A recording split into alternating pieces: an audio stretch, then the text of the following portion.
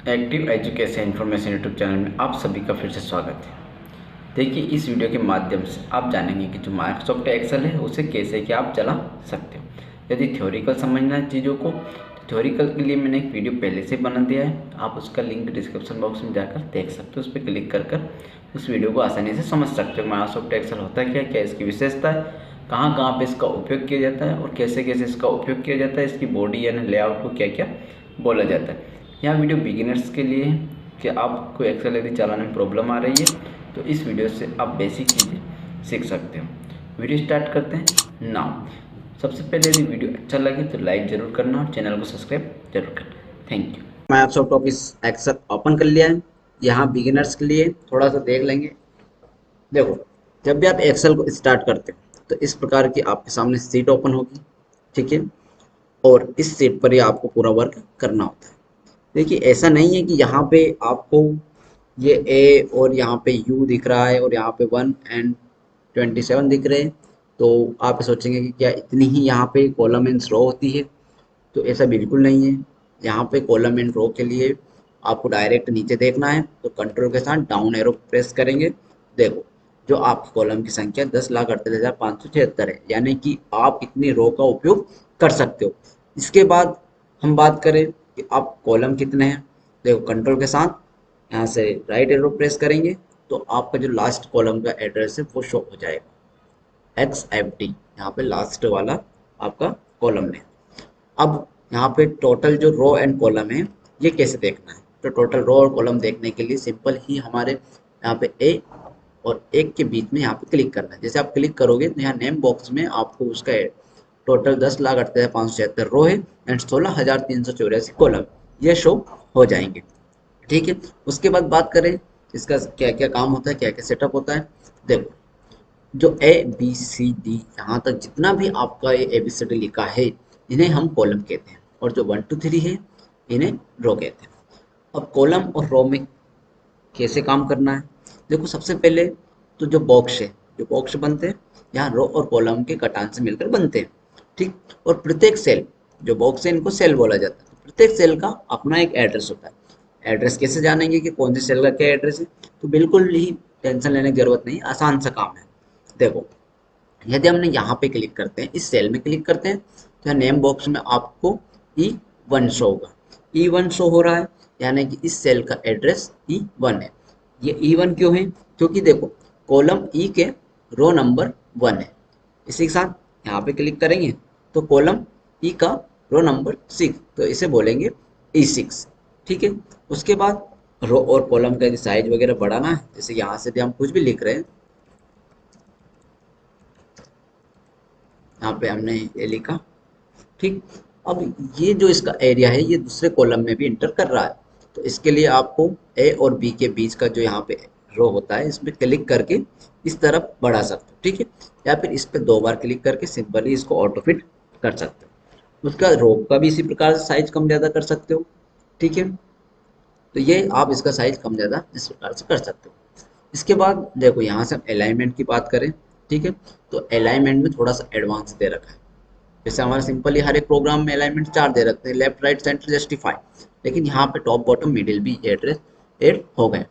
इनका क्या उपयोग है, देखो, सबसे पहले बाय डिफॉल्ट आपका लेफ्ट अलाइन होता है, ठीक है, यानी कि इस तरफ कंप्यूटर स्क्रीन के लेफ्ट साइड जो भी टेक्स्ट लिखा आएगा वो हमारे एरिया के लेफ्ट साइड से लिखना स्टार्ट होगा। यदि हम सेंटर करेंगे तो जो हमारी सेल है, ठीक है, यहाँ पे जो आप अलाइनमेंट का उपयोग करोगे ये पूरे पेज पर नहीं आएगा। याद रखना, माइक्रोसॉफ्ट ऑफिस वर्ड अलग होता है, माइक्रोसॉफ्ट एक्सेल अलग होता है।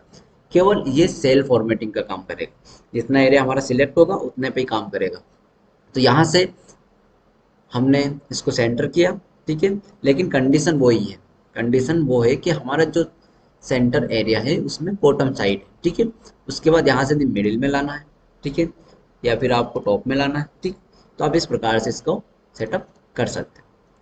उसके बाद यहाँ पे डायरेक्शन, जो टेक्स्ट डायरेक्शन है वो भी अलग है थोड़ा सा। जैसे कि यहाँ से करते हैं वर्टिकल टेक्स्ट, जो भी आप लिखोगे ये टेक्स्ट वर्टिकल के रूप में आ जाएगा, ठीक। उसके लिए आपका सेल का साइज आपको बढ़ाना रहेगा, लेकिन वापस से हमें सेल का साइज परफेक्ट करना है तो फॉर्मेट सेल अलाइनमेंट पे क्लिक करना है, ठीक है। उसके बाद आपको और भी यहाँ से ज़्यादा कम ज़्यादा करना है तो इसको बड़ा घटा सकते हो, इंडेंट कर सकते हो। यहाँ से वर्टिकल वाले ऑप्शन को हटा देंगे एंड फॉर्मेट सेल अलाइन पे क्लिक करेंगे, ठीक है, ओके कर देंगे और इसका साइज हम कम कर देंगे।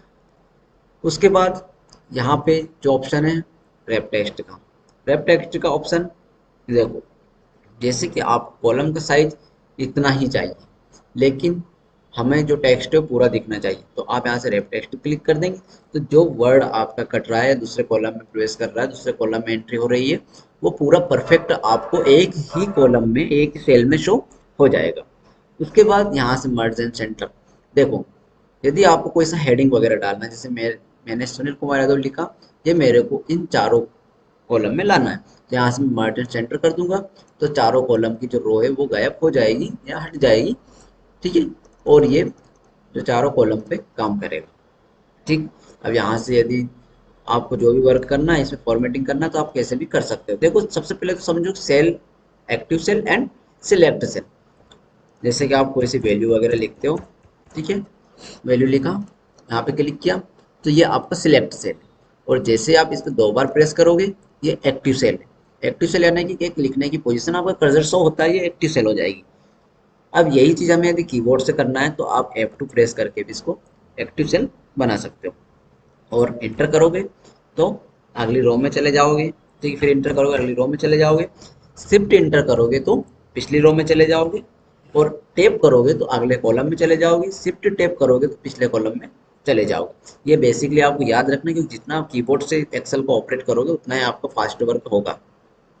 इसके बाद यदि आपको, देखो यहाँ पे फॉर्मूला और फंक्शन का काम होता है एक्सेल में अधिकतर, और एक फॉर्मेटिंग का। फॉर्मेटिंग के लिए आपको यहाँ से फिल कलर दे रखा है, ठीक है, कलर फिल कर देंगे, और यहाँ से टेक्स्ट कलर दे रखा है, जो भी आप टेक्स्ट कलर करना चाहते हो। उसके बाद मैं एक स्पेशल बात बता देना चाहता हूँ कि आप जब भी एक्सेल पे वर्क कर रहे हो तो जो लाइनिंग है, ये आपकी लाइनिंग प्रिंट में नहीं आती है। इसे प्रिंट में लाने के लिए हमें इसका बॉर्डर का निर्माण करना होता है, बॉर्डर बनाना होता है। वो कैसे करना है, जैसे यहाँ तक का एरिया हम सिलेक्ट कर लेंगे, उसके बाद यहाँ से फिल कलर के साइड में बॉर्डर का ऑप्शन है, यहाँ से ऑल बॉर्डर कर देंगे, ऑल बॉर्डर करेंगे। उसके बाद प्रिंट प्रीव्यू यहाँ से देख लेते हैं।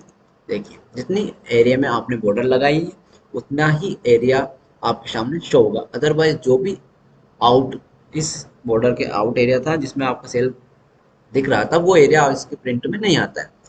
उसके बाद अब फॉर्मूले का उपयोग कैसे करना है, तो देखो फॉर्मूले का यूज़ करने के लिए आप 2 प्रकार से कर सकते हो, और हमेशा याद रखना एक्सेल में फॉर्मूला इक्वल से स्टार्ट होता है। जैसे हमने यहाँ पे लगाया इक्वल ब्रैकेट ऑन, अब सम करना है।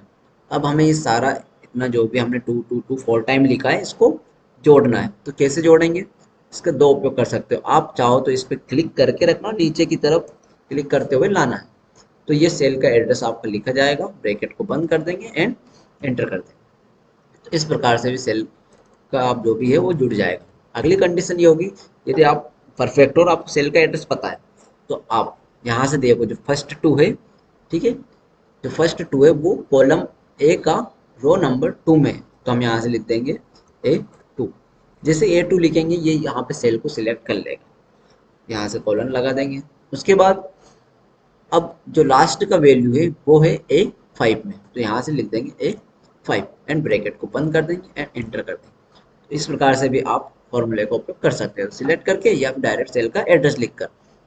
उसके बाद यदि आप कोई सा वर्क कर रहे हो तो डेट डालना है, जैसे कि मैं यहाँ पे डेट डाल देता हूँ 30/6/2021, एंटर कर। अब इसी डेट को हमें एक लॉन्ग डेट में लिखना है, ठीक है। लॉन्ग डेट कैसे करना है, आपको इस पे सिंपली क्लिक करना है, ठीक है, एक्टिव नहीं रखना है, एक्टिव सेल नहीं रखना है, ओनली सिलेक्ट सेल रखना। सिलेक्ट पे क्लिक किया हमने, सिलेक्ट किया, यहाँ से जो डेट फॉर्मेटिंग है, ठीक है, यहाँ से डेट वाले ऑप्शन पे जाना है और यहाँ से कर देना है लॉन्ग डेट। जैसे आप लॉन्ग डेट करोगे तो देखो जो 30/6/2021 लिखा था वो 30 जून 2021 लिखा गया है, तो ये लॉन्ग डेट होती है।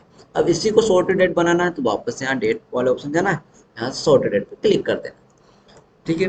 उसके बाद देखो कुछ हमें अकाउंटिंग में करेंसी वगैरह लगाना रहता है, करेंसी का सिंबल लगाना रहता है, तो वो कैसे लगाना, जैसे यहाँ से हमने करेंसी, तो जो भी हमने करेंसी का अमाउंट लिख दिया, यहाँ जनरल वाला ऑप्शन में से कर देना हमें करेंसी, ठीक है, जैसे करेंसी करेंगे करेंसी सिंबल लग जाएगा। उसके बाद अकाउंटिंग के लिए भी हम इसी प्रकार से उपयोग करते हैं, यहाँ जाना है तो यहाँ से कर देंगे अकाउंटिंग। ठीक है, अकाउंटिंग एंड करेंसी में थोड़ा सा यहाँ इफेक्ट होगा कि जो सिंबल है वो आपकी सेल के लेफ्ट साइड होगा और अमाउंट आपके राइट साइड होगा। ठीक है, और जो आपका करेंसी में है, करेंसी में आपका जो करेंसी का सिंबल है वो उसी के साथ ऐड होगा, यानी उसके पास ही रहेगा। उसके बाद एक और स्पेशल बात, यदि आप 0 1 2 3 लिखते हो एंड एंटर करते हो तो यहाँ से क्या है, बहुत बार जीरो गायब हो जाती है, अधिकतर होगा, अधिकतर प्रॉब्लम आएगा। इसके लिए आपको क्या करना है, यहीं से जनरल वाले ऑप्शन पे जाना है एंड आप स्क्रॉल करके डाउन कर देना, यहाँ से आपको टेक्स्ट वाला ऑप्शन को चूज कर लेना। अब जैसे आप टेक्स्ट वाला ऑप्शन चूज कर लोगे तो 0 1 2 3 लिखोगे, एंटर करोगे तो जीरो गायब नहीं होगा। अब यदि आपने अमाउंट लिखा है, इस अमाउंट के बाद आपको डॉट यानी डेसिमल लगाने के बाद आपको 2 टाइम या 3 टाइम जीरो इनपुट करना है। तो कैसे करना है, सेल को क्लिक करके रखना, सिलेक्ट कर लेना, और यहाँ से देखो डेसिमल इंक्रीज का ऑप्शन है, जितनी बार आप इस पर क्लिक करोगे उतने डेसिमल लग जाएंगे। और यहाँ से डेसिमल डिक्रीज डेसिमल है, यहाँ पे क्लिक करोगे तो डेसिमल कम हो जाएंगे। इस बात को आप याद रखना है। उसके बाद यहीं से आता है हमारा कि यदि हम इस पे काम करते हुए एक रो को भूल जाते हैं, एक रो कम हो गई है या एक रो बनाना भूल गए, तो रो को कैसे इंसर्ट करना है, यहाँ से जाना आपको सेल्स वाले टैब रिबन में और यहाँ से इंसर्ट वाला। ठीक है, हम होम टैब पे ही पढ़ रहे हैं, ठीक है, ये याद रखना है कि हम होम टैब पे ही काम कर रहे हैं। उसके बाद यहाँ से इंसर्ट सेल्स वाला ऑप्शन पे क्लिक कर देना एंड एंट्री रो पर क्लिक कर देना, ओके कर देना। देखो यहाँ पे एक रो अलग से बन गई है। ठीक है, रो पूरी बन जाती है, ये इस चीज़ का आपको याद रखना है।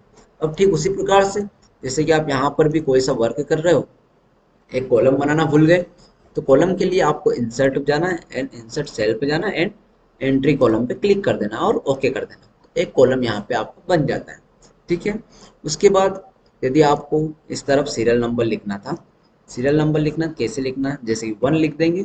ठीक है, केवल 1 लिखने के बाद इसको यहाँ से साइड के कोने पे से क्लिक करते हुए दबाते हुए नीचे की तरफ ले आना। ठीक, नीचे की तरफ लाए, यहाँ पे 1 1 आ गया। 1 1 आने के बाद इस प्रकार का आपके सामने ऑटोफिल ऑप्शन आ जाता है। ऑटोफिल ऑप्शन पे क्लिक करना है एंड फिर सीरीज पे क्लिक करना है। जैसे आप फिल सीरीज पे क्लिक करोगे तो सीरियल नंबर 1 2 3 के अनुसार आ जाएंगे, भले कितना ही बड़ा आपका सीरियल नंबर हो, बस एक बार आपको 1 लिखना है, वहां तक सिलेक्ट करके जाना है जहां तक आपको सीरियल नंबर डालना है। ठीक है, उसके बाद यदि कोई सा ऐसा वैल्यू है जो आपको सभी में डालना है एक साथ, जैसे कि 200 यानी कि 200 हमें यहाँ तक लाना है, तो क्लिक करना है और यहाँ पे क्लिक करते हुए नीचे की तरफ ले आना है। ठीक है, तो सभी में यहाँ पे जो सेल है, सेल में हमने 200 लिखा था, पूरा पूरा ऐसा कैसा कॉपी हो जाएगा। लेकिन इसको भी यदि आपको सीरियल नंबर चेंज करना है तो ऑटो फिल ऑप्शन पे क्लिक करना है और फिल सीरीज पे क्लिक कर दोगे तो 1 2 3 ऑटोमेटिक आ जाएंगे। पर लेकिन यदि कॉपी करना है तो कॉपी सेल पे ही क्लिक करके रखना है। अब इसी प्रकार से यदि आपको टेबल वगैरह भी बनाना है, जैसे कि यहाँ लिखना है 2 एंटर 4, यानी कि दो के गैप से वो एक टेबल बना देगा, जैसे यहाँ तक आएंगे, ठीक है, और इसको छोड़ देंगे तो ये अपना टेबल बन जाता है। 2 का टेबल यहाँ पे बन जाता है। इसी प्रकार 3 4 5 6 जितना भी टेबल आपको बनाना है, केवल आपको 2 संख्या लिखनी है, जैसे 3 के लिए 3 लिखना है अब और 6 लिखना है, यानी इनके बीच में 3 का गैप है और इन दोनों को सिलेक्ट करना है। सिलेक्ट कैसे करना है, क्लिक करके रखना, नीचे की तरफ आना और इनको पकड़कर नीचे की तरफ ले आना खींचकर, तो ये आपका 3 का टेबल बन जाता है।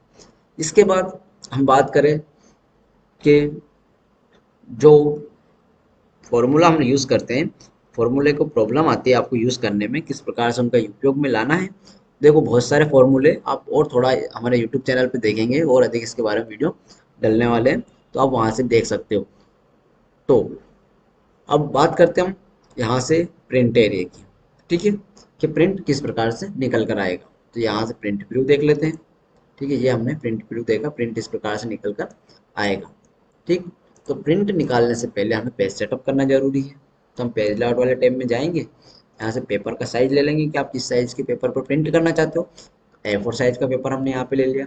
ओरिएंटेशन में पेज सीधा निकालना है, आड़ा निकालना, पोर्ट्रेट एंड लैंडस्केप, तो आप यहाँ से भी उसको ले सकते हो। उसके बाद मार्जिन्स, यानी कि जो आपके मार्जिन्स यानी एक प्रकार से हंसिया, कि आप कितना कितना चारों तरफ से छोड़ना चाहते हो। देखो टॉप बॉटम लेफ्ट राइट, यहाँ सेंटीमीटर में दे रखा है कि टॉप में 1 पॉइंट 91 सेंटीमीटर का गैप होगा। ठीक है, इसी प्रकार से यहाँ पे यदि आपको कस्टम मार्जिन लेना है तो कस्टम मार्जिन क्लिक करेंगे और अपने अनुसार जितना भी आपको गैप लेना है वो आप ले सकते हो। ठीक है, यहाँ 3 किया, इंटर कर देंगे, प्रिंट प्रीव्यू में आएंगे, 3 सेंटीमीटर का यहाँ पे गैप हो जाएगा। ठीक है, ये यहाँ पे गैप हो जाएगा। उसके बाद यदि आपको इस पेज का प्रिंट आपको पूरे एक पेज पर लाना है तो देखो, सबसे पहले तो आपको फ़ॉन्ट की साइज को बड़ा लेना है। ठीक है, फ़ॉन्ट की साइज को बड़ा लेना है। उसके बाद कॉलम की साइज को बड़ा लेना है एंड रो की साइज को बड़ा लेना है। ठीक,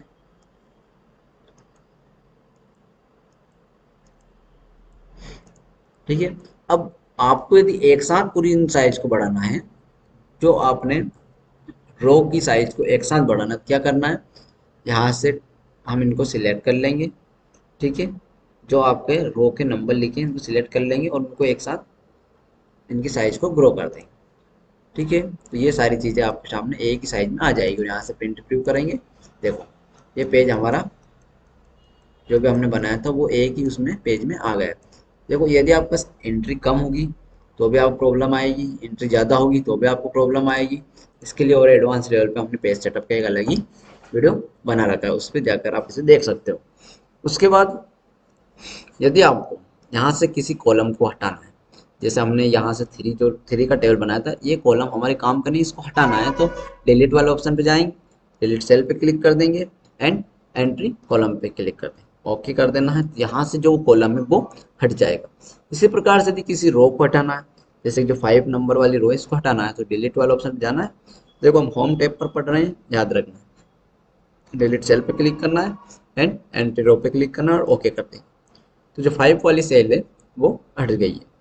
उसके बाद यदि आप कोई सा वर्क कर रहे हो और वर्क में बार बार आप ऐसा सोच रहे हो कि ये वर्क करने में प्रॉब्लम आ रही है, देखो, पेज सेटअप करने के बाद और सेल्फ फॉर्मेटिंग करने के बाद ही आप वर्क करो, बहुत बेहतर होगा। ठीक है, मैं आशा करता हूँ कि आपको इस बिगिनर वाले वीडियो से कुछ समझ में आया होगा, जिससे आप एक्सेल को ऑपरेट कर सकते हो। Active education information YouTube channel जुड़े रहने बहुत बहुत धन्यवाद। Thank you.